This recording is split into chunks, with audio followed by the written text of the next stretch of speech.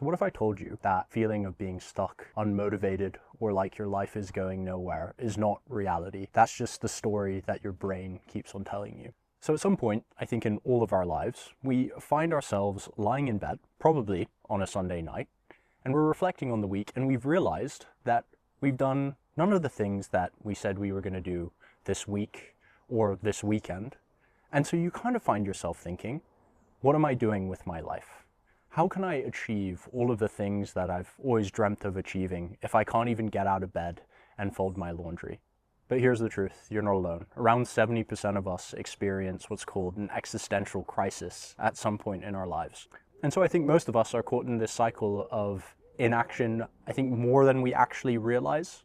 But I'm here to tell you some good news. That feeling of being stuck is not the truth.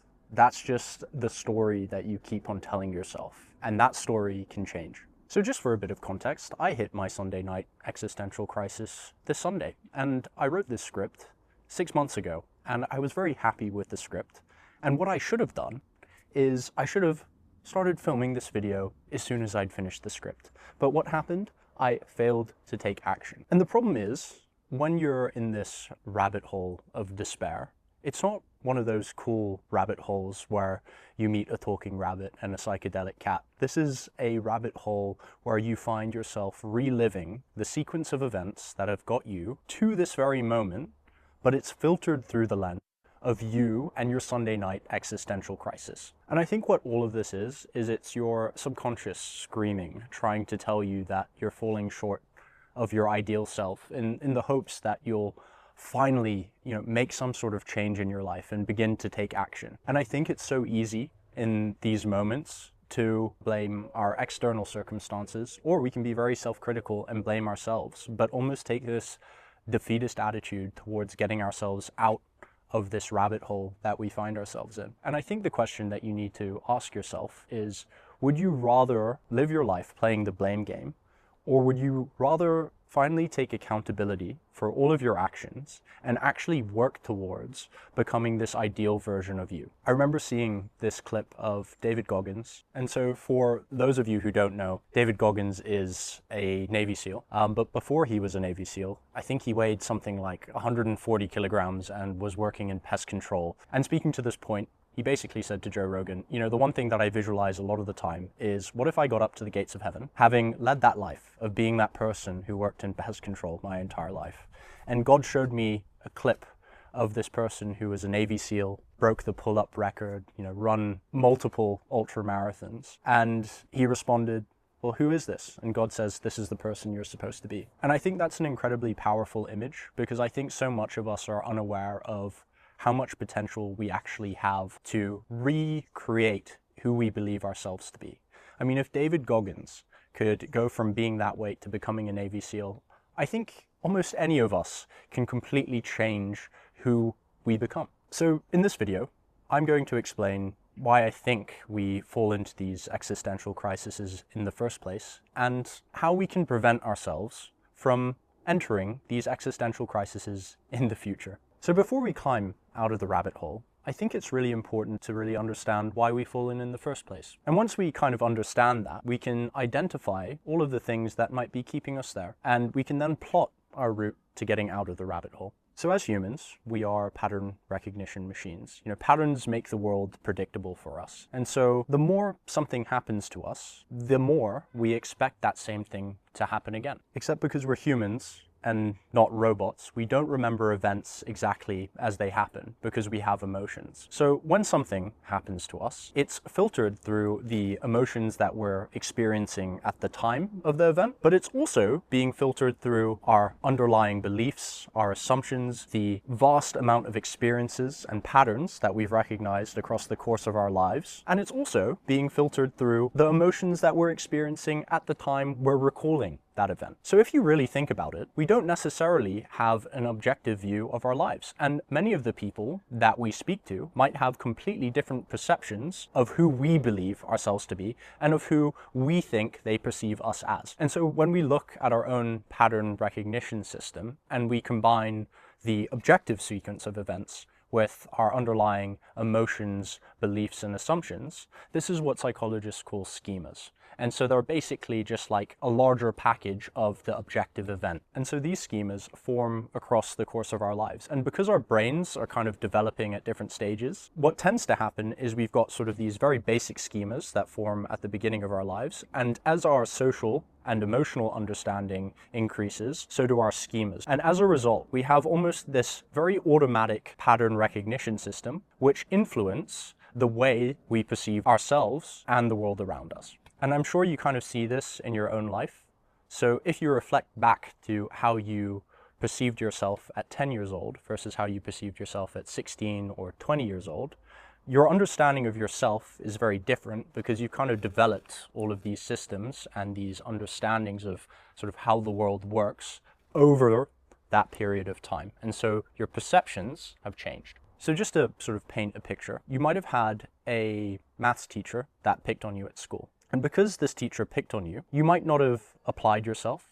And because you didn't apply yourself, you fell behind. And because you fell behind, every subsequent year you did maths as a subject at school, you just got really bad grades. And a lot of people might have developed some sort of schema that said, well, I'm just not that good at maths because I never got those good maths grades. But if you were to go back to all of the factors that affected how you perceived the situation, that affected all of the decisions that you made at the time, as well as all of the external circumstances that influenced your actions, what you might actually say is, maybe I am good at maths, but because of that sequence of events, I can now recognize that I was never given the opportunity to really try and see what I was truly capable of. So the point that I'm trying to make here is our perception of ourselves is filtered through our schema filtration system. And this system is prone to errors. And once you begin to identify and break down the schemas that are not serving you and begin to build up the schemas that will serve you, it becomes a lot easier to generate momentum in your life and to begin to take action and to begin to build this evidence base which suggests that you can actually achieve the things you want to achieve. But it all starts with shifting your perspective and taking action. So now that you kind of understand schemas and how they influence your perception of yourself and the world around you, I think a really good way to kind of visualize this is if you have a very negative view of yourself, you have this big bucket of negative schemas, which is kind of weighing you down and trying to keep you tethered to where you are now. And what we need to do is we need to begin to take all of these negative schemas out of the bucket, transform them, reframe them, analyze them, and we're going to sort of deposit this evidence base of positive schemas into our positive schema bucket. And the longer and the more consistently we do this, it becomes a lot easier to begin to take action. So you can almost look at it from the perspective of like an exponential curve, where the more positive schemas you have of yourself and the more you begin to create, the faster you begin to create that momentum in your life. So I think at this point you're probably asking, okay, so how do I begin to take those negative schemas, transform them, and create positive schemas? And so I think at some point in all of our lives, we've lay in bed and we visualized our future, and we visualized this ideal version of ourselves. And whilst we've visualized this person, it is still an incredibly vague idea. So we don't necessarily know how this person behaves when they face adversity, how they motivate themselves when everything around them is falling apart, how they say no to all of the temptation and distraction in their lives. And so because it's vague, we don't necessarily have a framework as to what we should be doing right now to begin to become that person. So we've all been exposed to some form of goal-setting framework at some stage. It might be at university, at your job, or at school. And a key theme in all goal-setting frameworks is you'll take some big goal and you'll break that goal down into these bite-sized chunks, and you'll do it almost sequentially so that when you tick off each of those key tasks or those sub-goals, you're slowly edging closer to this big goal that you have. And by doing that, it almost seems like this goal is far more attainable than it was when you first conceptualized it. And so when I was at university, I studied psychology for quite a stereotypical reason. I think I had some problems that I felt I needed to work through, and I was hoping that by understanding myself and the people around me, I'd begin to solve those problems. And one thing that I learned quite early on was that there's no one-size-fits-all approach to any of these problems that people face generally. But in the case of not doing what you know you should be doing, or the things that you say you're going to do, there's one theme that comes up time and time again, and that's called delayed discounting. And basically, what delayed discounting is it's your propensity to choose immediate gratification over long-term reward or vice versa. And just to give you an example of what that might look like, you might have a test that you need to study for. But when it actually comes down to studying for this test, what you might find is, instead of studying, you'll end up spending 4 hours on your phone. Even though you know that if you did well in this test, you would ultimately find it so much more fulfilling in the long term than you would scrolling on Instagram for 4 hours. And so, as you can imagine, people who are better at delaying immediate gratification in favor of long-term reward are actually more likely to achieve highly in their careers, or academically, or make better health choices, because immediate gratification usually is associated with all of the easy things in life, and all of the things that don't necessarily serve us. And so when it eventually came to the end of my degree, I actually wrote my dissertation on something called Episodic Future Thinking. And what Episodic Future Thinking is it's kind of like goal setting, except what you're doing is, instead of writing down your goal and breaking it down into a sequence of steps, what you're doing is you're describing yourself achieving that goal in as much sensory and emotional detail as possible. And by doing so, what you end up doing is engaging systems in your brain which are associated with memory. And ultimately, you kind of trick your brain into believing that future version of you is you right now. So in terms of how you actually engage in episodic future thinking, what you typically do is you'll describe yourself achieving a goal 5 years from now, and you'll describe it in as much detail as you possibly can. So that might be things like what you're wearing, who you're with, what you're feeling, what the weather's like. And the more you do that, the more you sort of create this activation and all of these systems in your brain. And the stronger the activation that you create, the more effective it actually tends to be. And so you'll go from 5 years, and then you'll describe what you're doing at 3 years, at 1 year, at 6 months, 3 months, 1 month. And you'll go through that process from start to finish. And by doing so, what you're kind of doing is you're creating this step-by-step framework of what you look like at each step along that journey. So instead of it just being a box ticking exercise, you've created this coherent narrative all the way through to you achieving your goal. And what research has shown is that episodic future thinking is actually quite effective at helping people choose long-term reward over instant gratification.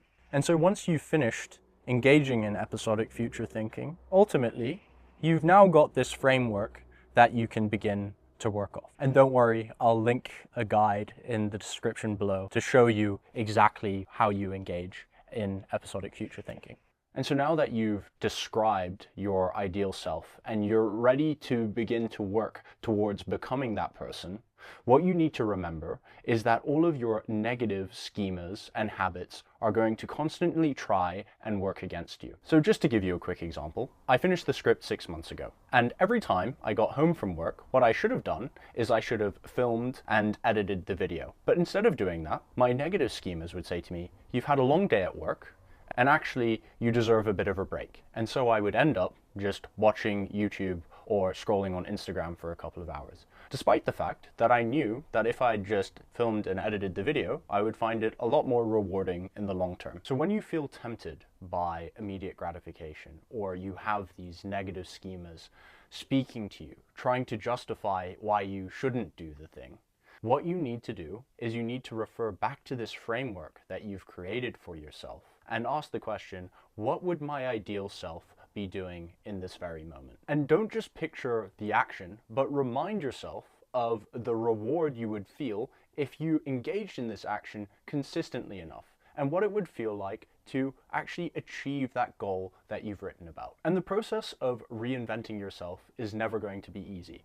And actually, the beginning is the hardest part. All of these negative schemas and patterns have been so well rehearsed that they're almost automatic. And this behavioral framework that you've created for your ideal self is still incredibly foreign to you, and they require a lot more conscious effort. And so your ability to remain disciplined and to consistently behave like the ideal you will only get easier the more you do it. So you can kind of think about this like training for a marathon if you've never run before. Initially, when you first start running, 3 kilometers might be challenging. But if you run consistently enough, 3 kilometers suddenly becomes easy, and then 5 kilometers becomes easy, and then 10 kilometers becomes easy. But if you were to stop running for a month, all of a sudden 10 kilometers might become challenging, another month 5 kilometers, so on and so forth. And so, like training for a marathon, acting like your ideal self kind of works in the same way. The more often that you make decisions which are aligned to the ideal you, the easier those decisions become,